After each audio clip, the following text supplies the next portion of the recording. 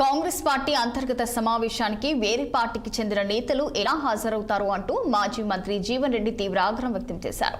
ఈ అంశంపై జగిత్యాల ఎమ్మెల్యే సంజయ్ పై మరోసారి రెచ్చిపోయిన జీవన్ రెడ్డి సమావేశాన్ని బహిష్కరిస్తూ గాంధీ భవన్ నుంచి బయటకు వెళ్లిపోయారు. కాంగ్రెస్ పార్టీకి సంబంధించిన కీలక సమావేశంలో బీఆర్ఎస్ ఎమ్మెల్యే హాజరు కావడంపై ఆయన తీవ్ర అసంతృప్తి వ్యక్తం చేశారు.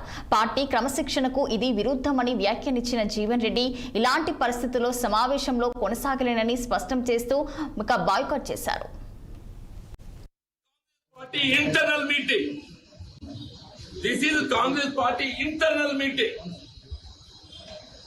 కాంగ్రెస్ పార్టీ అంతర్గత సమావేశానికి ఏదైతుందో వేరే రాజకీయ పార్టీలో ప్రత్యర్థి పార్టీ, బీఆర్ఎస్ పార్టీలో ప్రత్యర్థి పార్టీ, మన ప్రత్యర్థి పార్టీ శాతం పక్కన గురిస్తుడు పెట్టుకొని మన అంతర్గత సమావేశం స్థానిక ఎదుర్కొన్న అంశంపై ఎట్లా చర్చిస్తామే? నేను నిన్న జగిత్యాలలో ఏదైతుందో అక్కడ శాసనసభ్యులు చేస్తున్న అక్రమాలు, నేను రోడ్డుపై కూర్చొని ఏదైతుందో అన్ని వెలుగెత్తి ఆయన చేస్తున్న దోపిడీ